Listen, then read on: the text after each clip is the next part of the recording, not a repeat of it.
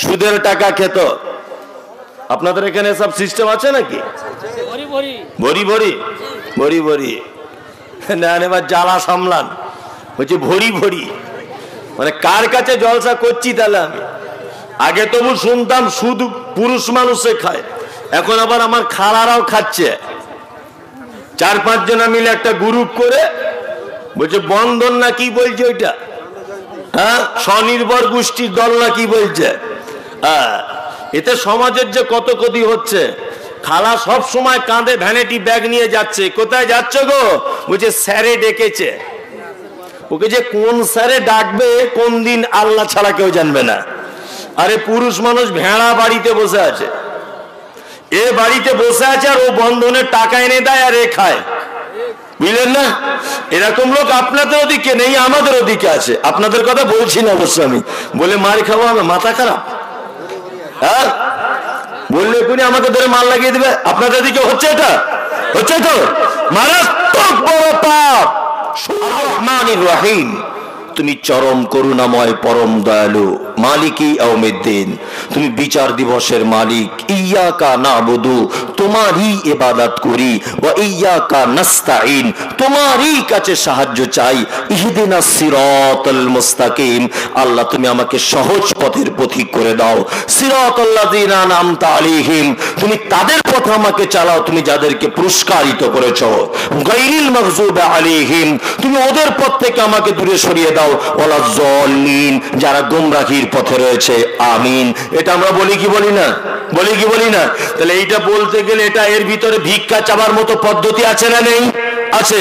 ইহদিনাস সিরাতাল মুস্তাকিম, আল্লাহ তুমি আমাকে সহজ পথ দেখাও। আপনি আল্লাহর কাছে চাইলেন কি চাইলেন না? চাইলেন তো। তাহলে চাওয়ার পদ্ধতির একটু ভালো হতে হবে তো, হ্যাঁ হতে হবে। রুকু সেজদা ঠিক তেমন করে দিতে হবে। আমার খালারা আছে, মায়েরা, এরা আবার এমন করে রুকু দিচ্ছে মনে হচ্ছে 13-14 বছর প্যারালাইসিসের রুগী, এমন করে আঁটো সাঁটো করে দিয়ে দিচ্ছে যে পুরুষ নারী একই রকমের পদ্ধতি, কোনো ডিফারেন্স নেই। আল্লাহ তাআলা বলছেন খাশিউন, ফেরদাউসে যাবে কারা? যারা তাদের নামাজে খুব বিনয়ী। নাম্বার 2, ওয়াল্লাযীনা হুম আনিল লাগবি মুরিজুন, যারা অসার ক্রিয়াকলাপ থেকে দূরে থাকে। অসার ক্রিয়াকলাপ মানে বেফাঁস কথাবার্তা।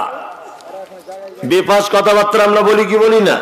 চায়ের দোকানে বসে আছি, একটা লোক 2 তলা বাড়ি করেছে, তা আর একটা লোক ওকে বলছে ভাই, ও ভাই, তা বলছে কি? বলছে কি ব্যাপার, ফটিক 2 তলা বাড়ি করলো? ও তখন না জেনেই বলছে কলকাতায় কাজে গিয়েছিল, মনে হয় মাল করি কিছু ঝেড়ে ঝেড়ে এনেছে। বলছে কি বলছে না? বলছে লাগবি মুরিজুন। এর শব্দ ব্যাখ্যা করতে গিয়ে বলেছেন এতে অনেকগুলো, এর ভিতরে গীবত, এর ভিতরে পরনিন্দা, এর ভিতরে চগলখড়ি, এর কথা ওকে লাগানো, পরের কথা ওকে গিয়ে লাগিয়ে দেওয়া, সমস্ত কথাটা আল্লাহ তাআলা লাগবে এর ভিতরে ভরে দিয়েছেন। গীবত, পরনিন্দা, এর ওর কথা বলা মারাত্মক পাপ। কি পাপ নয়? পাপ তো। কত বড় পাপ! চলুন 1500 বছর আগে যাওয়া যাক আল্লাহ নবী মুহাম্মদ সাল্লাল্লাহু আলাইহি ওয়াসাল্লামের কাছে। তিনি কি বলছেন গীবত কত বড় মহাপাপ। আল্লাহ নবী সাল্লাল্লাহু আলাইহি ওয়াসাল্লাম মিরাজে গেলেন। মিরাজে যাওয়ার পরে রাস্তাতে অনেক ঘটনা ঘটেছে, তার মধ্যে একটা ঘটনা হচ্ছে এই, বিশ্ব নবী বললেন একটা লোককে রক্তের নদীতে ফেলে দেওয়া হয়েছে, আর লোকটা যেন রক্তের নদীর ফুটান্ত পানিতে যেন হাবুডুবু খাচ্ছে, আর লোকটা যেন বারবার রক্তের নদীর পাড়ের দিকে আসার যেন চেষ্টা করছে। আমি ফেরেশতাদেরকে দেখলাম তাদের হাতে রয়েছে বড় বড় পাথর, ওই পাথর দিয়ে ওই নদীতে পড়ে যাওয়া লোকটার মাথার উপরে বারবার মেরে দিচ্ছে, মাথাটা ভেঙে চৌচির হয়ে যাচ্ছে। আমি জিবরিলকে বললাম ওই লোকটাকে যার মাথাটাকে বারবার ভেঙে দেওয়া হচ্ছে? জিবরিল বলছে ওটা আর কেউ নয়, ওটা আপনার উম্মতের ওই লোকটা যে লোকটা সুদের টাকা খেত। সুদের টাকা খেত। আপনাদের এখানে সব সিস্টেম আছে নাকি? ভরি ভরি ভরি ভরি নেন, এবার জ্বালা সামলান। বলছি ভরি ভরি মানে কার কাছে জলসা করছি তাহলে? আমি আগে তবু শুনতাম শুধু পুরুষ মানুষে খায়, এখন আবার আমার খালারাও খাচ্ছে। 4-5 জনা মিলে একটা গ্রুপ করে বলছে বন্ধন না কি বলছে ওইটা, হ্যাঁ স্বনির্ভর গোষ্ঠীর দল না কি বলছে। এতে সমাজের যে কত ক্ষতি হচ্ছে। খালা সব সময় কাঁধে ভ্যানিটি ব্যাগ নিয়ে যাচ্ছে। কোথায় যাচ্ছে গো? বলছে স্যারে ডেকেছে। ওকে যে কোন স্যারে ডাকবে কোন দিন আল্লাহ ছাড়া কেউ জানবে না। আরে পুরুষ মানুষ ভেড়া বাড়িতে বসে আছে, এ বাড়িতে বসে আছে আর ও বন্ধনের টাকা এনে দেয় আর এ খায়, বুঝলেন না? এরকম লোক আপনাদের ওদিকে নেই, আমাদের ওদিকে আছে। আপনাদের কথা বলছি না অবশ্য আমি, বলে মার খাবো আমি, মাথা খারাপ, হ্যাঁ বললে এখনই আমাকে ধরে মার লাগিয়ে দেবে। আপনাদের দিকে হচ্ছে, এটা হচ্ছে তো মারাত্মক বড় পাপ সুদ। সুদের সব থেকে বড় পাপ হচ্ছে নিজের মায়ের সঙ্গে ব্যভিচার করলে যে পাপ হয় ওই পাপ। আমিও মমতাজুল ইসলাম মাঝে সাঝে ভয় করি, আমিও মাঝে সাঝে সুদের সঙ্গে জড়িয়ে যাই। তিনি বলছেন আপনিও যান, আমিও যাই। কেমন করে যাই? আপনিও যান। হাজি সাহেব হজ করতে গিয়েছেন, উনিও দেখবেন জড়িয়ে আছে। যদি বলছেন কেমন করে, আপনাকে জায়গাটা ধরিয়ে দিই, তাহলে আপনার বুঝে চলে আসবে যে আপনি কথাটা বলেছেন ঠিক।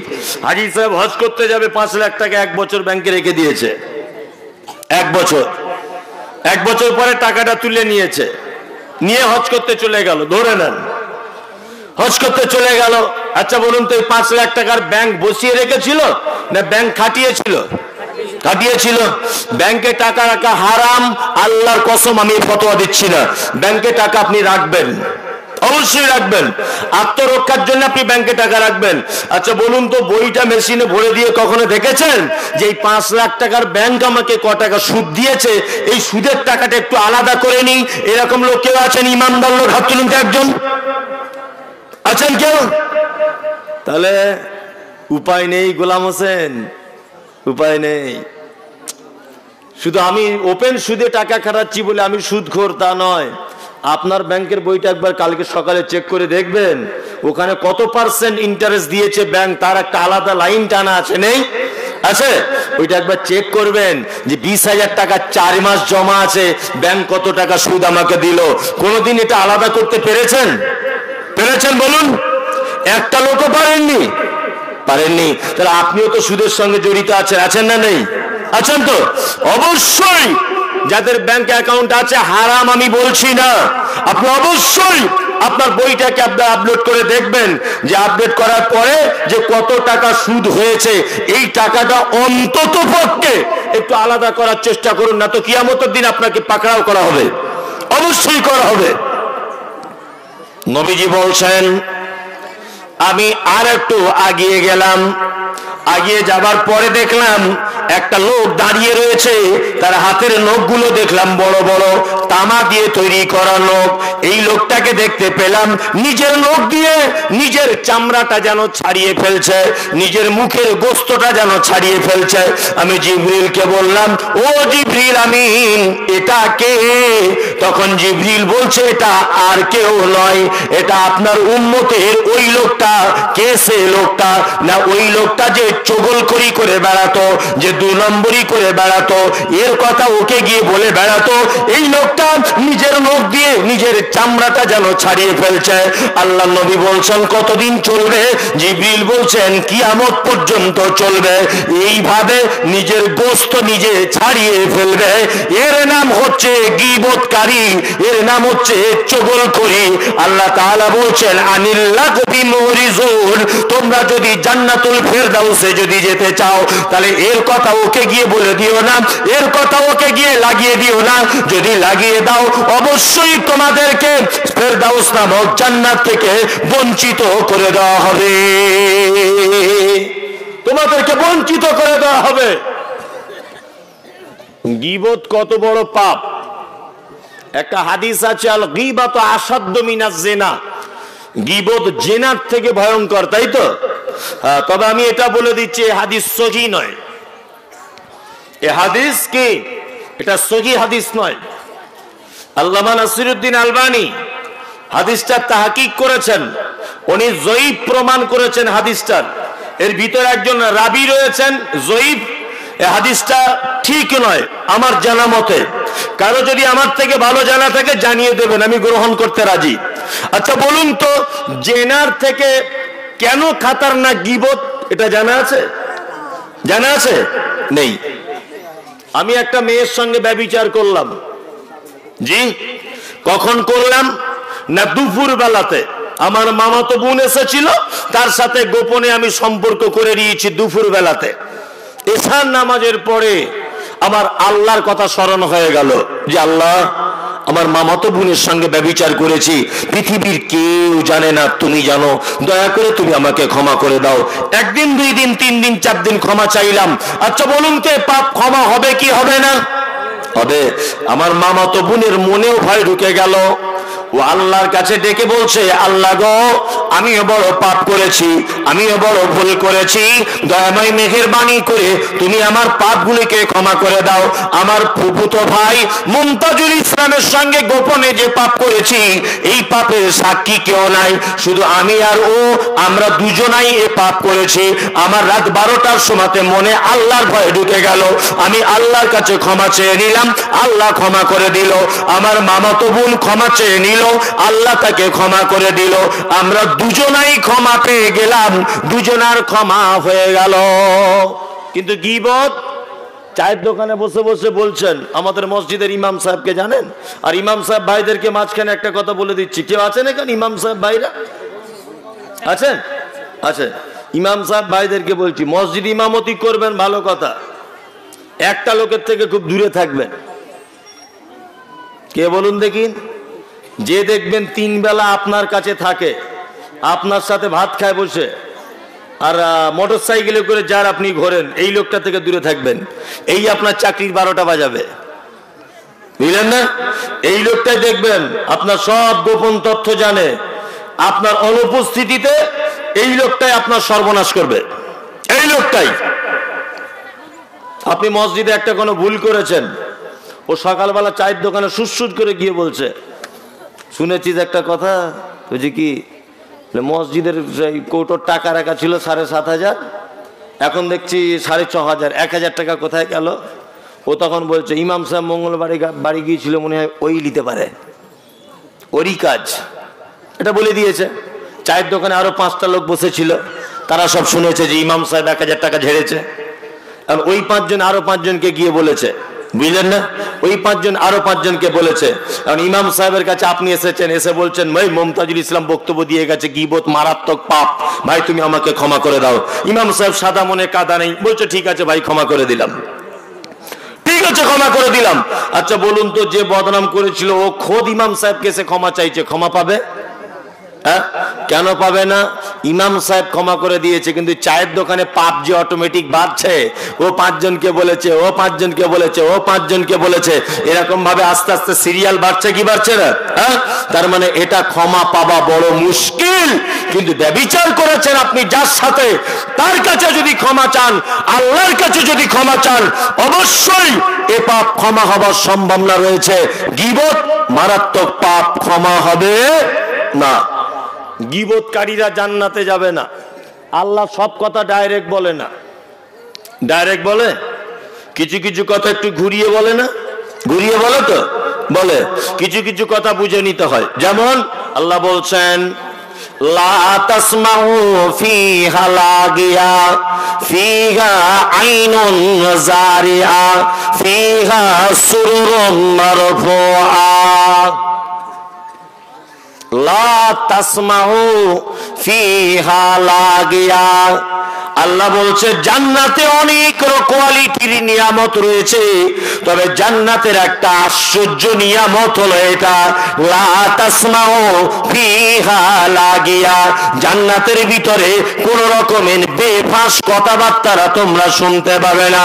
অর্থাৎ যারা পৃথিবীতে গীবত করে, এ ওর কথা যারা বলে বলে বেড়ায়, এদের ব্যাপারে আল্লাহ তাআলা বলছেন, লা তাসমাউ ফি ফিহা লাগিয়া, এদের দিকে ইঙ্গিত করে বলছে আমি জান্নাতটাকে এত সুন্দর করে বানিয়ে দিয়েছি, এত সুন্দর জান্নাতের ভিতরে নিয়ামত পাবে, এর ভিতরে হুর পাবে, আপেল খাবে, বেদানা খাবে, নাশপাতি খাবে, সব কিছু তোমরা পাবে, কিন্তু একটা জিনিস পাবে না, বেফাঁস কথাবার্তা জান্নাতের ভিতরে কখনোই শুনতে পাবে না, কখনোই শুনতে পাবে না।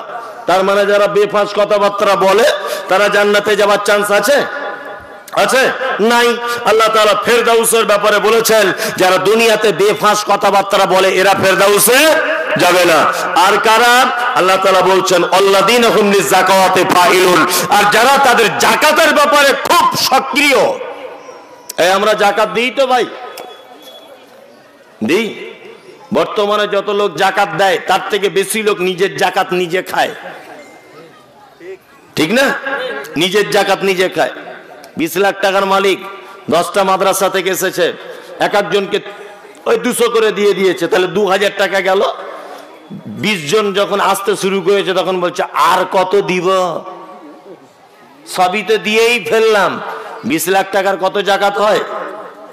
কত যাকাত হয় হিসাব করলে 1 লাখ 2,500 হলে আল্লাহু আকবার 50,000 টাকা যাকাত হয়, তাই তো?